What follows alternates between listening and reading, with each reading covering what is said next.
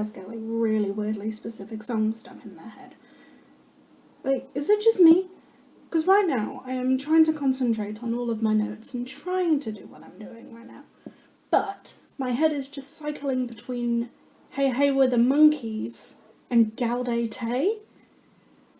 And I just don't understand it. I don't know what's happening. It's a very weird mashup. No one should ever make that mashup. I should make that mashup. Someone make that mashup for me. Hi! Welcome to episode 3 of Only a Flesh Wound. Just banged a drawer really loudly for you there, like a drum roll. This is episode 3. This is Only a Flesh Wound.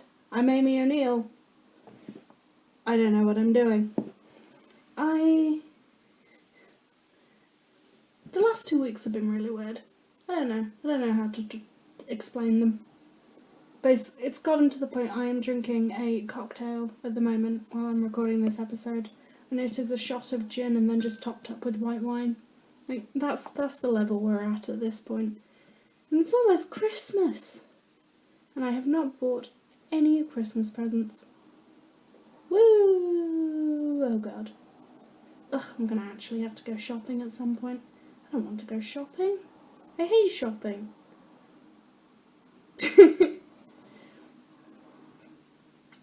But that's basically...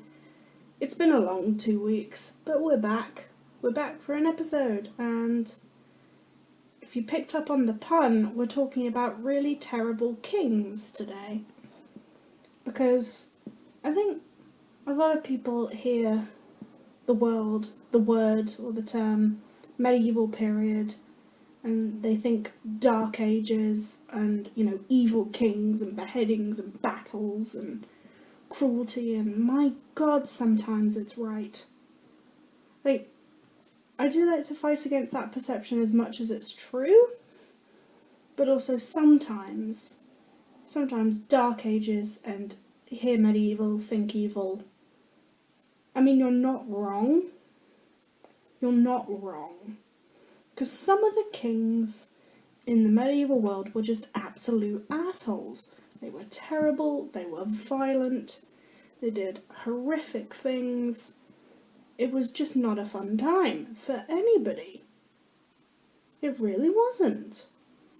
And, of course there were queens who were cool. Cool? I mean, any queen who, ruled alone, and any woman who put up with anything in the medieval period is inherently a badass person, because that would not have been fun. I cannot imagine having to deal with all of the crap that they dealt with. But some of them were bad. Some of them were not great. Some of them were really cool and they ruled alone and were badass for a lot of reasons. But as we know, in the medieval world and, today, relevant, hashtag, what? I don't know how the internet works. I'm 21 and I feel like a grandma.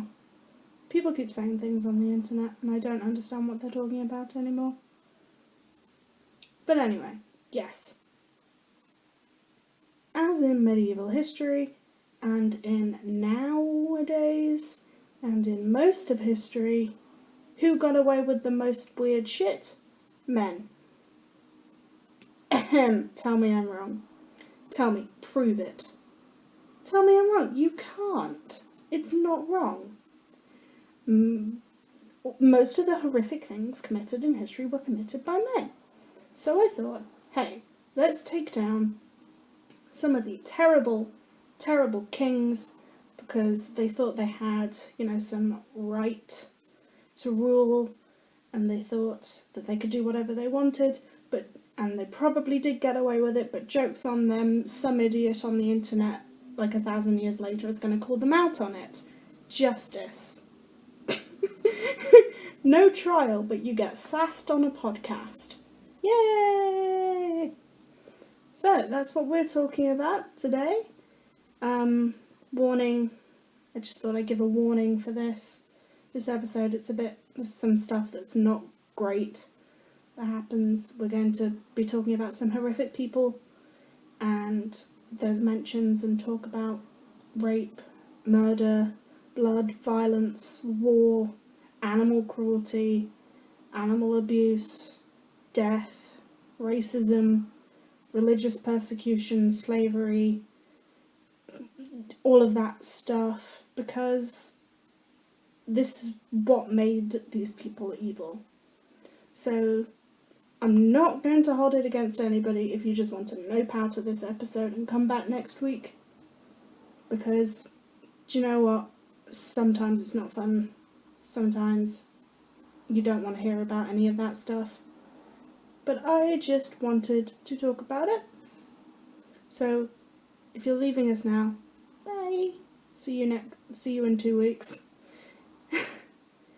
But if you're sticking around and you're going to be listening to this episode, and at any point you like the episode, like and subscribe to the channel to catch the next episode. We're fortnightly. Follow us on Twitter at fleshwoundpod, or email us fleshwoundpodcast@gmail.com. No, only a fleshwoundpodcast@gmail.com. Let us know what you think. Please, I want followers. I need the power. And talking of power, obviously we're talking about kings. That's what the pun is. But some of these people were never given the title of king because either they didn't speak English, it wasn't from an English-speaking culture, so they didn't use the word king, or I think some of them titles were different. One of them was a duke. It's basically just monarchs that we're talking about, people in the aristocracy, people who were noble in some way, rather than just kings, but I liked the pun better. I couldn't think of a pun for just noble. So we went with king, and they're all men, because that's what works. That's kind of what it was. Most aristocracies, most nobility in the medieval period was male inherited, so it would be the eldest son who would inherit the title and everything. But not always the case. I mean, obviously nothing is always the case. You can't really make a statement like that. All this is always true. This gin has really gone to my head quite quickly. I have eaten today. What is going on? Either that or I'm just tired. Could be both. Yay. But, so there were monarchy. You know, a monarchy is just the monarch, crown, rule the country. But what people don't know is that there are different types of monarchy. So the first one that you're going to think about is the absolute monarchy, which is where the monarch has full power and control over all of the country, all of the state, all of the kingdom. It's often a sort of divine right of kings monarchy where that happens. So they're the ones that are chosen by God, almost, sometimes. The second type is what's known as a constitutional monarchy, which is where there is a monarch, and the monarch reigns over the state and is king or queen, but doesn't rule it. And usually, as a constitutional monarchy, it's that the state is ruled by a parliament in the name of the crown on behalf of the people. And then the crown doesn't really have much political power, figurehead almost. It's what the monarchy in England is now, basically. That we have a queen, we have a monarch, but she has very little power, well, almost no power, to actually rule and make decisions on behalf of the country, but she does have to sign everything into law. But she can't really say no. I don't think she's ever said no. Pretty sure they're not allowed. But that's the other type that you be aware of. The third is really not common at all, actually. It's an elective monarchy, where it's like a president, but they elect a monarch, and then they usually rule for life, or they abdicate, and then it's not succeeded by a family, it's nominated or run. So it's like how with a president or with a prime minister, if they die or abdicate, you don't abdicate from a presidency, you resign from a presidency. Their eldest children don't just inherit the title from them. It has to be held in a new election. I really don't see the point. That just sounds like a president with extra steps and maybe some fancier jewellery. I don't know. But why is that a thing? So basically most medieval monarchs were absolute monarchs. You've probably heard of the whole divine right of the kings sort of thing, and that's it's mostly a Christian idea that God chooses kings or monarchs and destines them to rule, and that to go against the king is to go against God, and it's a really, really good way of keeping control of a population, because obviously if you're just going against a king, it's, oh, he can kill you, but there's nothing else, you know, what's the worst he can do? Oh, he can kill me. But if you're going against God, the worst thing he can do is send you to hell for eternity. Like, that's a much better way to stop people from rebelling against you, rather than, oh, if you disagree with me, if you fight against me, I'm going to punish you, is a lot less effective than, oh, if you disagree with me, if you fight against me, God is going to send you to hell for all eternity to get tortured. Ow! I hit my arm on the chair. Ugh. My desk chair is one of, like, it's an office chair, and I very often just whack myself against the really hard plastic armrests, which is what I just did there. But that's the types of monarchy. And as I said, obviously some of the people on this list aren't technically monarchs, but I just thought it was interesting anyway. And the next thing about this list is that it is not extensive. Obviously, though, it was a big world, it's a big world, it's 1,000 years, almost more than 1,000 years actually, that cover the medieval period. And there were so many kings, so many monarchs, so many noble people. You could never find all of them. And these are just kind of what I believe are the terrible people, the really, really bad people. They're who I would want to punch in the face more than possible. The next thing is that I was Googling, because I was looking at these lists that people have also made, because obviously I'm not the only person to talk about this, but there were so many lists with Henry VIII on them, and no, Henry VIII is not medieval. Henry VIII is Tudor, he's early modern. So Henry VIII is not going to be on this list. If this is what you're here for, no, I'm not going to do it, because it's wrong. And I don't really like disagreeing with people. I'm not a confrontational person in any way. But this is the hill I will die on. none of the Tudors were medieval. And if I see another Tudor on a medieval kings or queens list, I think I'm going to stab something. Possibly a wall. Because I'm not going to actually stab a person. Well, I think, yeah, we should just get on with the list.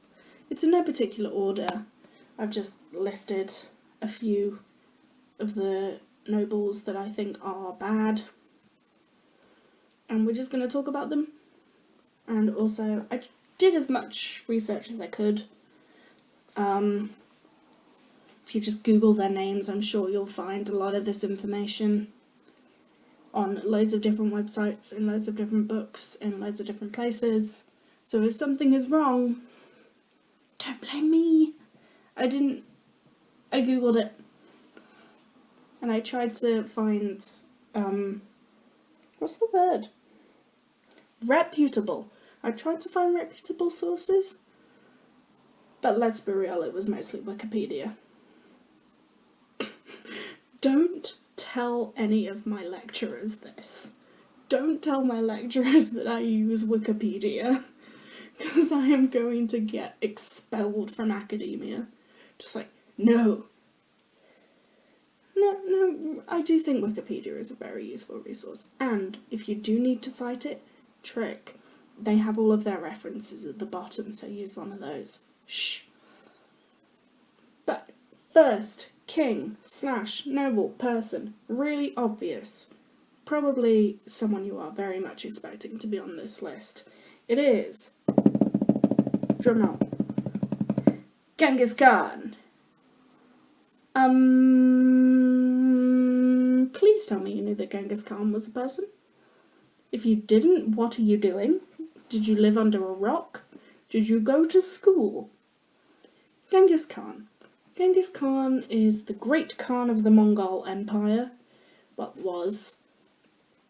His, Temujin is apparently the royal title in the language. I think it's Mongolian. But I'm probably pronounced that really wrong. Also warning, I'm going to butcher every pronunciation that ever exists. So it's just who I am as a person. And Genghis Khan is the one who conquered everything. He was the guy with the horse. Just sum it down, he was the guy with the horse. No, but he was the one. Mongolian Empire just took over 90% of Asia. Bunches of Europe. It was massive. He was also the one, if you don't know, he had so many children that every single day of the year, even now, is the birthday of at least one of the direct descendants of Genghis Khan. That is a lot of kids. And we'll get on to why he had a lot of kids in a bit. But his worst, I would say, his brutal moment, his most brutal moment, was in one battle, where he and his soldiers killed 1.2 million people in one battle. One. How? That is so many people. And there was this one writer at the time who reported, or said, how true this is up for debate, that Genghis Khan killed so many people that their bones made mountains and the dirt was oily from human fat. And that's so disgusting. But 1.2 million people in one battle, that is such a big number. Who can do this? Who can do this? But he did a lot of stuff that was really messed up, honestly. He used to use young men as human shields, or put them in the front lines and have them stand around his soldiers so they would die. He was also really really well known for organising mass rapes of the women of the places he conquered, which is why he had so many children. They estimate that I found is that 16 million people alive today are direct descendants of Genghis Khan. 16 million. What else did I write? What else did he do that was fun? None of it was fun. But he also... So why he's sort of given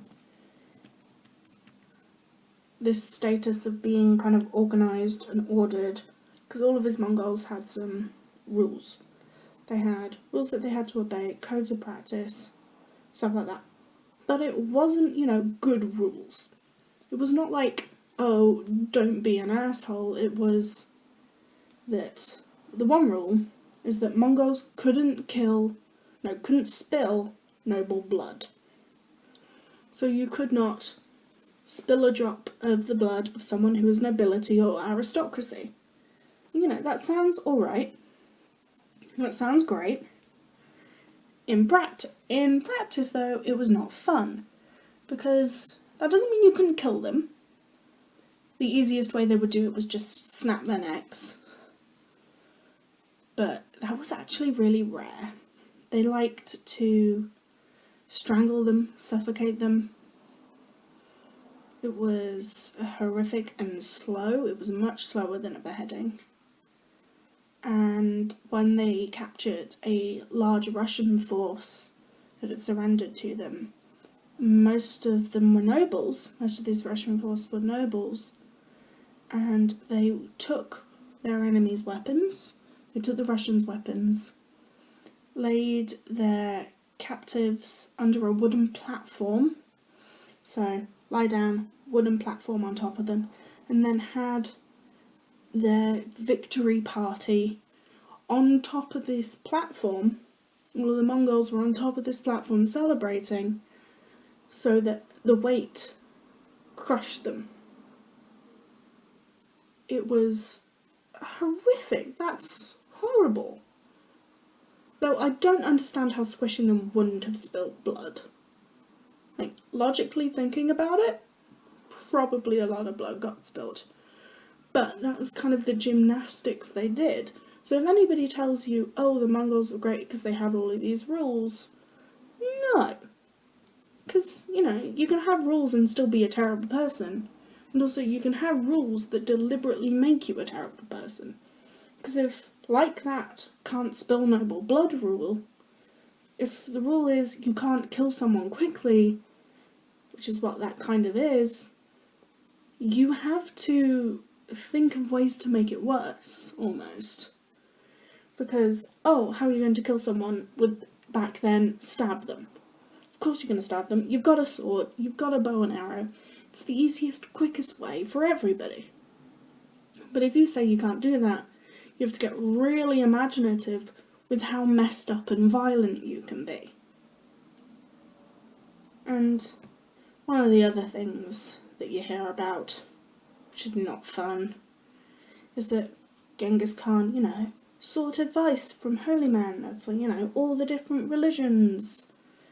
And, that was so humanitarian and brilliant, and he was so open and welcoming. No. He was smart enough to learn from these people. Because I think he realised, these people are still holy men, they're still very clever, so I can exploit them for all their knowledge. But, he wasn't tolerant of their religion in any way. He had a habit of making the Jewish and Muslim people that he conquered slaves, and would ban them from following any of their old customs. They weren't allowed to follow any of their religious practices or beliefs.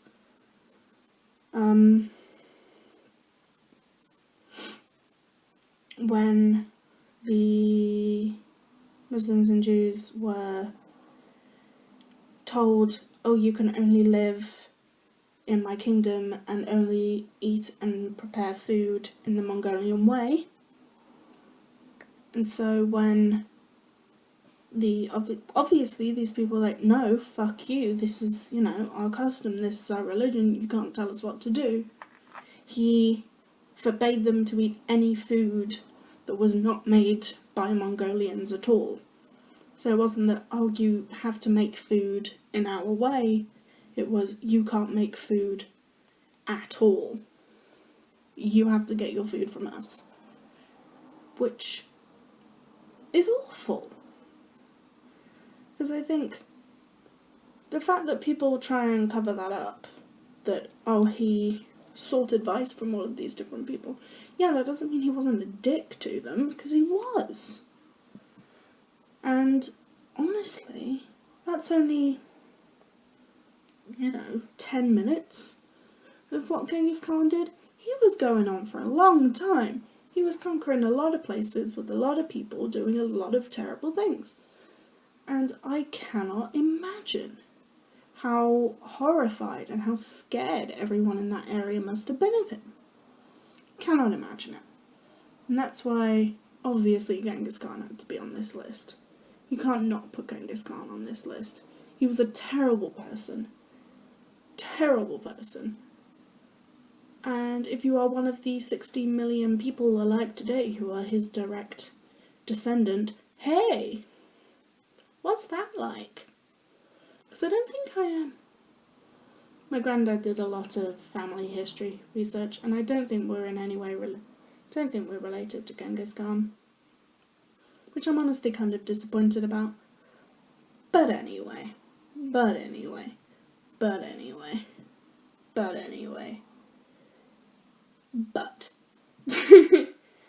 I'm such a child. Why did that amuse me? I'm 21 years old and I'm like, butts. God damn it. And our next person, I don't have good transitions for this. We're just reading a list. But our next person is, drumroll again, Galeazzo Maria Sforza. He was the Duke of Milan. Galeazzo Maria Sforza. I can't speak Italian or Milanese, but he was the Duke of Milan, and he was a terrible friggin' person. He was terrible. Terrible. He was known as, he was 15th century, and he was part of this warlord family, and then Sforza became a noble family, and it means force, which makes sense, considering that Galeazzo was this master torturer and this evil person. So Galeazzo Maria, he once cut off his rival's hands, so just cut them off, and the other thing he did, which really made me go what the fuck, was he killed a poacher who was on his land hunting, which you're not allowed to do, it's illegal, but he killed this poacher by making him swallow an entire hare. And not like hair as in on your head, hair as in Hare, the thing that looks like a rabbit. What?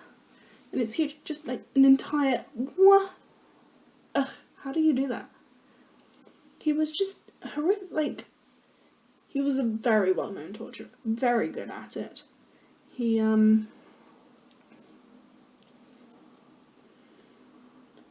was not a good person in any way. He once recorded, well, there was this one writer who said that Galeazzo had asked a priest how long he would reign in Milan. How long are you going to how long am I going to be in power? And the priest said 11 years. And obviously, Galeazzo was not having a good time with that, because, 11 years is not very long. So Galeazzo was like, do you know what I'm going to do? I'm going to put that priest in prison. I'm going to put that priest in prison with a little bit of food. And then make him live in that prison for 12 days, where, my God, disgusting, absolutely disgusting, this priest had to eat his own excrement to try and survive, and then he died. He locked a priest in jail and starved him to death. And what?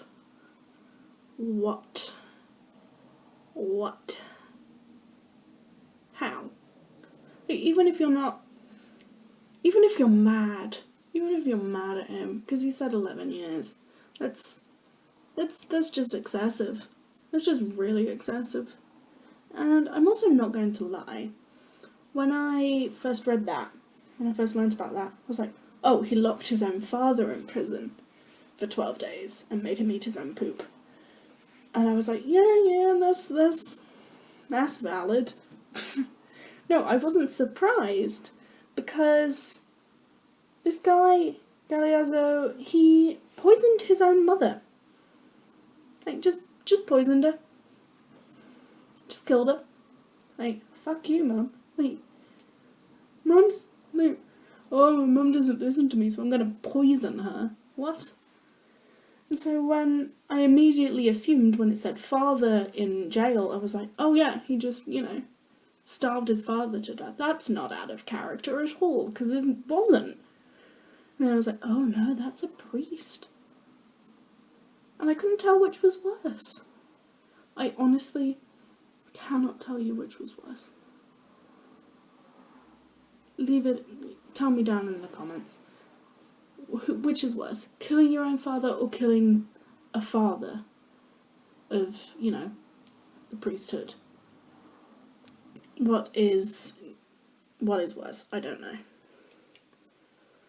Honestly, I'm gonna say the priest. I think that's worse.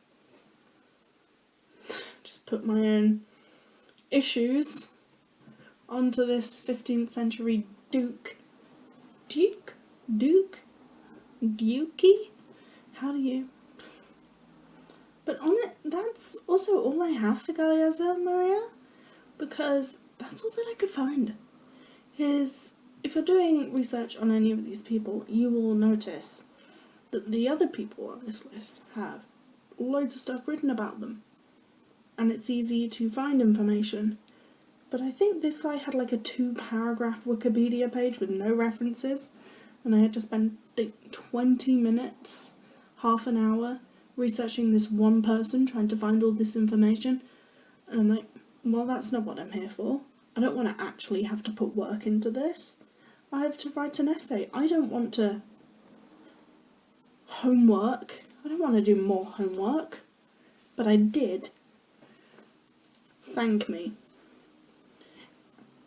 And you're going to thank me for the next one.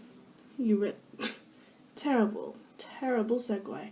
But you really are, because he's a lot of fun. And the third person is... How much did I fuck up the microphone there? I don't know. Vlad Tepes III.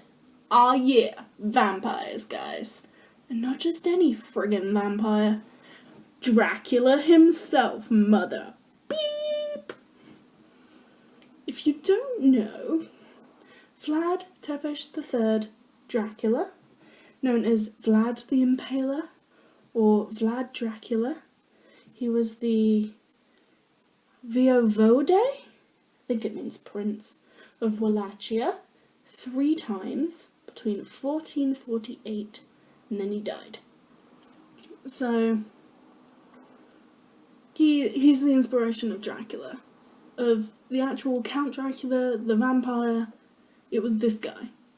And honestly, I feel like Count Dracula would be horrified by Vlad Tepes. I really do.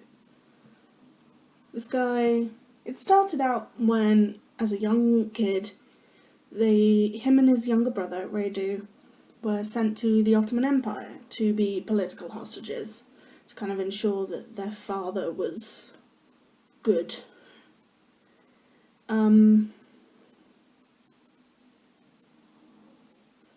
That then later on went into war with the Ottomans. He was imprisoned in Hungary for a while and had 2 wives. Now, I did find a lot of pages about Vlad's... I like calling him Vlad, like we're friends. Yeah, so I found like a load of pages on his fight to gain back his throne, to get back into power, but it was so freaking complicated. It was so complicated. And I'm not going to sit here and narrate, 40 years of things that happened in battles and territory gains and losses, because I don't care. Screw everything, that's why. So we're not going to talk about that. We're going to talk about the really weird shit he did, because he did some weird stuff. Now, why is it called Vlad Tepes? Now, Tepes is the Romanian translation or word for impaler. It was given to him after his death, so he was not known as Vlad Tepes in life. So if you ever hear anybody calling him Vlad Tepes in a film, maybe when he's alive, it's wrong. I'm looking at you, Dracula Untold, even though you're a really great film. And why is he called the Impaler? Well, so he would impale his enemies with huge stakes. What he would do is he would put these stakes in the land, in the ground, pack them all up, pack them right, and then he would put his prisoners on the spikes, and he would... Fun thing, it was not on the heart, it was in the bum. In the bum. And he would just, let them slide down until dead. And that's gotta hurt. That's awful. And people will live for days on this. What? And so everybody called him the Impaler after he died, because he was awful and he impaled a lot of people. Speaking of impaling people, so while he was at war with the Ottoman Empire, it was Sultan Mehmed II. Yes, so Sultan Mehmed II was marching on Wallachia, which is where Dracula was actually from, not Transylvania. He came across 20,000 impaled corpses. The fuck? Like, Dracula decided, okay, the Sultan of the Ottoman Empire was trying to march on my capital city of Targovishte. I believe that's how you pronounce it. Targovishte?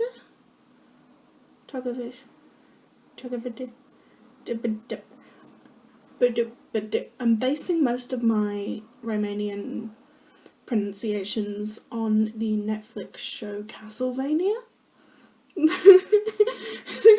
So the actual accuracy has gone out the window. But he was like, they're marching on my capital city. Do you know what I'm going to do? I'm going to put 20,000 corpses and impale them there so that the actual Sultan of the Ottoman Empire sees this and nopes the fuck out of there, because everybody would. What?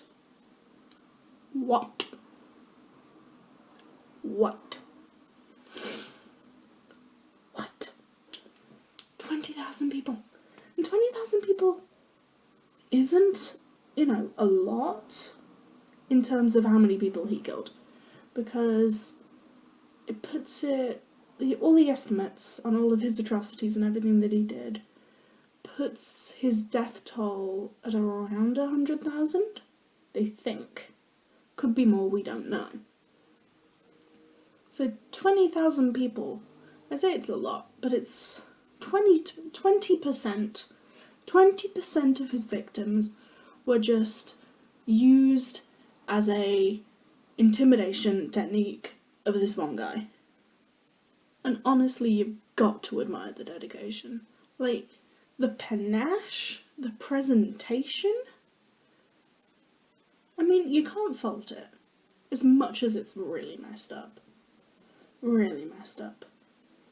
And what else do I have? So, Dracula. Where does that name come from? Dracula it was based on Vlad's father. So Vlad II Dracul, which meant dragon. When he did really evil stuff, the name Dracul stopped meaning dragon and started meaning devil.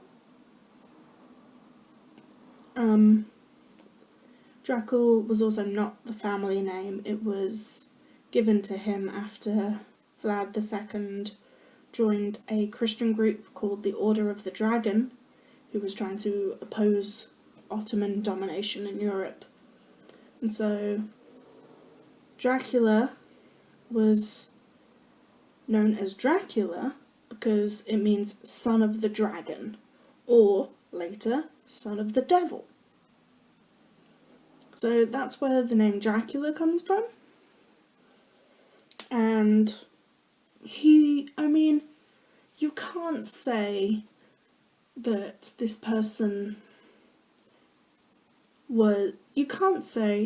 this person is the basis of one of the most well-known horror villains, horror characters ever, and then not put him on a list of terrible people.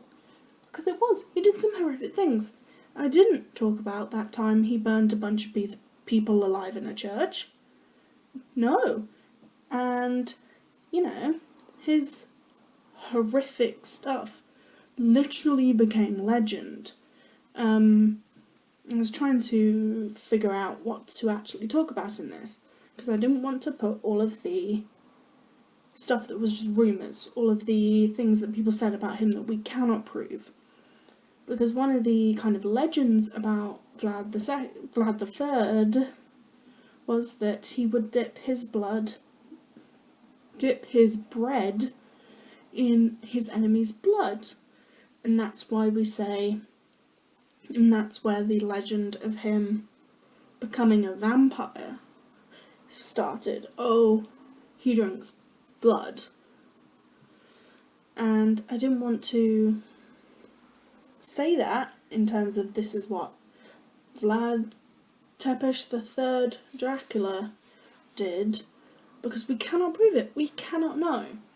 And that's what's so... Honestly, I find it fascinating how much this man's life is tied into this legend at this point. You cannot think Dracula without thinking Vlad Tepes III, and you cannot think Vlad Tepes III without thinking of Dracula. So, honestly, how much of what we know about him is true, we don't know. This is all of the stuff that I found that was listed as stuff that actually happened. Where they got their sources, how they proved this, I don't know. But I did try and weed out all of the stuff that was just, oh, it's rumoured. Oh, people say, because that's not helping anybody. As much as it's fascinating, as much as it's fun to think about this one person having such an impact on this community, that he becomes a vampire, that he becomes Count Dracula, that his actual actions, the reason why we say vampires get killed when you impale them in the heart, is because of Vlad Tepes III. It is not found anywhere in earlier vampire lore. It is this guy. And that is, honestly, if I don't get to become a horrific eldritch legend after I die, I'm going to be disappointed and I will haunt every single person's ass, because that's the ultimate goal, isn't it? Just living on for centuries as a horrific villain who, what am I saying? At some point I am going to get committed or something again. That is a really weird thing to say. Oh yeah, I want to be a villain. No. I don't actually want to do bad things. I just want people to think that I did. Because I want people to, I don't know, have this weird desire to have people be scared of me. Is that normal? I don't know. I don't know anymore. But that's Vlad Tepes the Third Dracula. I did mention earlier, well, I called it out, the film Dracula Untold. It's in terms of history. In terms of historical accuracy, the film is It's not the worst, it's not the best. But in terms of, fun thing to watch, do it. Is it Luke Evans? It's Luke Evans as Dracula. It's so good. I love it. I love it. And then Castlevania. Watch the Castlevania series on Netflix. It's based off of the video game series. But it's really, really good. And it's got Dracula in it. And it's fun. It's so fun. And I think they're making a 3rd season soon. I hope so. But whether any of that is true, we don't know. And what is in that show and that film, probably not true. So don't take it as fact. Don't take it as, oh, this is a historical thing about Dracula. Because obviously, don't know if I need to say this, but Vlad Tepes the Third Dracula was not actually a vampire. Hey, do I have to tell you this? Do I have to say this? Because someone's gonna think it. I know people think it. He wasn't actually a vampire. He was just a really bad dude. Just really terrible person. And that's why he's on this list. Now, speaking of terrible people. Speaking of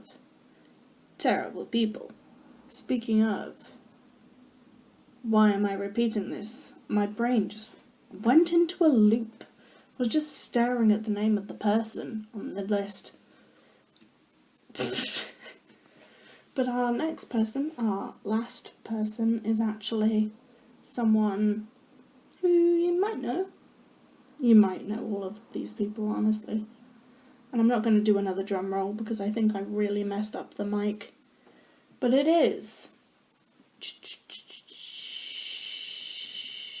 fake drum roll. Ivan the Terrible. Yeah. Yeah.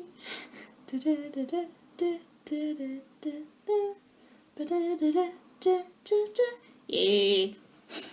I love that video. And that is immediately what my brain thought of there.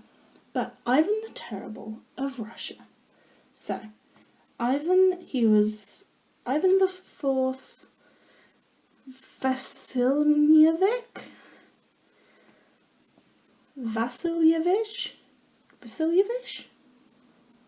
He was 14th century, no, he was 16th century, 1500s, and he was the Grand Prince of Moscow, and the first Tsar of Russia. And if you know anything about history, Tsar of Russia and good person are kind of oxymorons. I don't think that was a good Tsar, like in any way.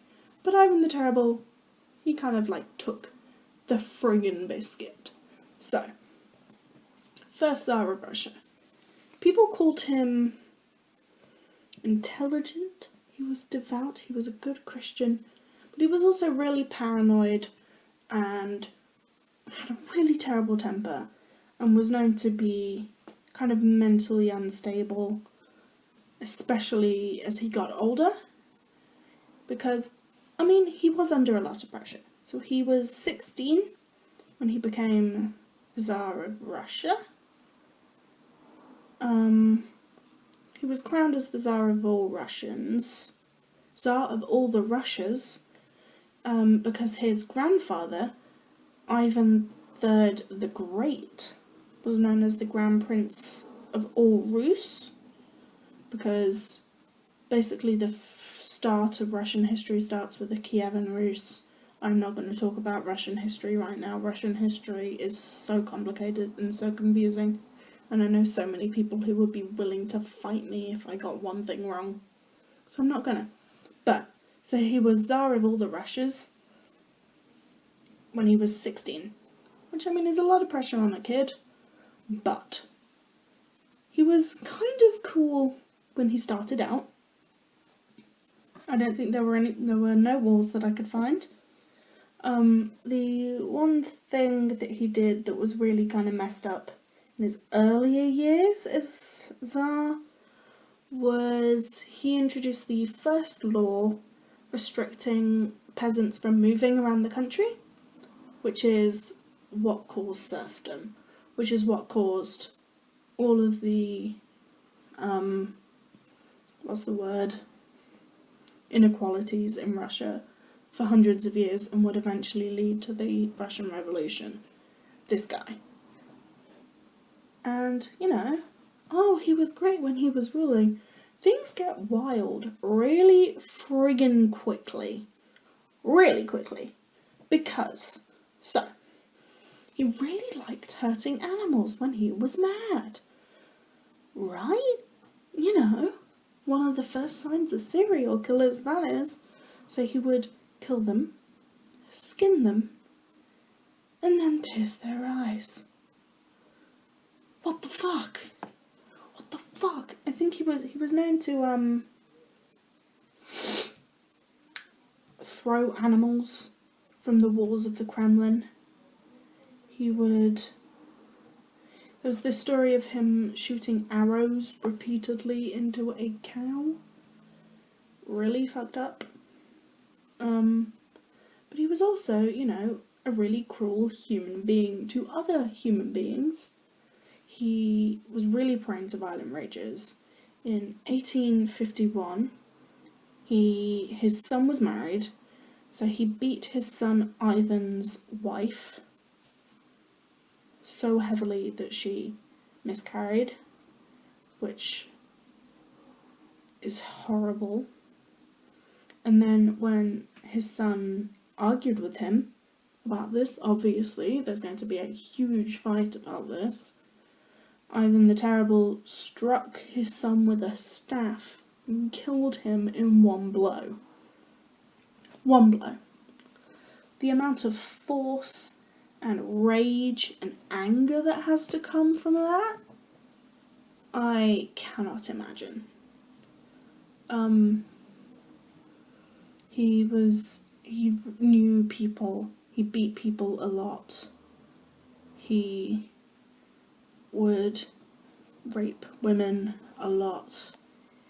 And what I did find was just he did unspeakable things to rape victims. That is all that any of the internet said about it.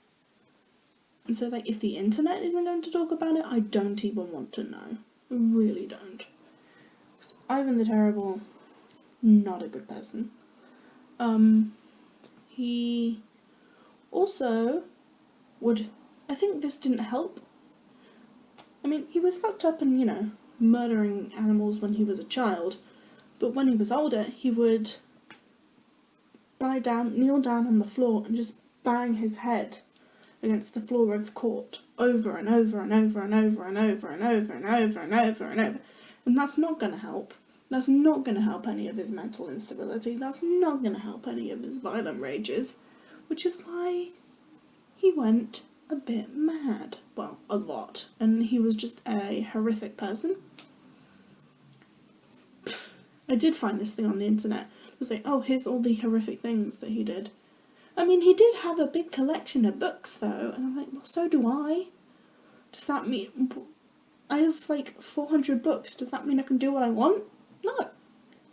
But was it Ivan the Terrible? I believe it was Ivan the Terrible that is the reason we lost the Grand Library of Russia. I think. I'm not going to talk about that because I'm pretty sure I'm in the wrong. No, I'm going to say it.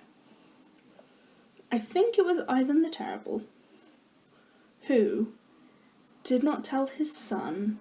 Oh, because his son was dead. Yeah, that makes sense. So, apparently, back in the day, the rulers of Russia had this huge library under the catacombs, under Moscow. And the location of it was kept secret, and apparently it was passed on from father to son on deathbed. And because Ivan the Terrible didn't have a son because he killed his son, this is lost now. We don't know where it is. This is a legend. This is a rumour. Do not quote me as fact. Do not quote me as fact at any point, honestly, but especially do not quote this as fact. But this is kind of like the legend that happened. And if it's true, I'm mad at him for another reason. Because you cannot... Oh, I want those books. But I did find it funny that this article on the internet was like, I mean, he, like, trying to almost excuse it. Like, oh, he did terrible things, but he had books. Yeah, nobody cares. Nobody cares. Nobody cares. And that was Ivan the Terrible, and I believe that was everybody, because we have talked about 5 kings today. Well, 5 monarchs who were violent, horrible people. Some of what I consider the most horrific kings in the medieval world. And I would not want to meet any of them in a dark alley. And if any, I think it would be interesting to talk to any of them, like, what is wrong with you? But I also don't think I'd make it out alive. Ah, the challenges. Ah, the duality of man wanting to talk to Vlad Tepes III, but also not wanting to get eaten. But that's our top 5 worst kings. And as I said when we started, obviously this is not definitive. If you think I've missed out someone, even if they're not a king, if they're just a noble person who was male, tell me, because honestly I want to know, because I have a fascination with, horrible people. I don't know why. The list is, and I obviously didn't talk about everything that they did, because, well, 1, that would take forever, and 2, we can't know. We can never know how many more horrific things these people did. Hopefully one day we'll find out, and then we can just scream into the void. But with that, and all of that done, we're going to end today's episode. If you liked it, like, comment, share, subscribe, tell your friend, tell your nan, don't tell your nan, and I will see you all in 2 weeks. And we will be talking about something I don't know yet. Yay!